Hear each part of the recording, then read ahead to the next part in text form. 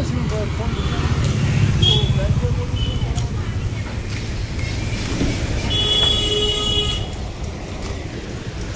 Guys দেখতেই পাচ্ছ, এটা তোমার মোল্লা শেখের ভাইয়ের ভিডিও। ঠিক আছে, কেমন লাগছে এটা কমেন্ট করে অবশ্যই জানাবেন। এটা কলকাতা শহর, ঠিক আছে।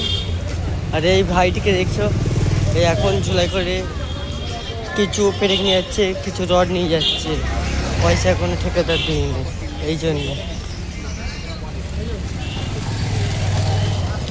দেখতেই পাচ্ছ কলকাতা শহর এটা।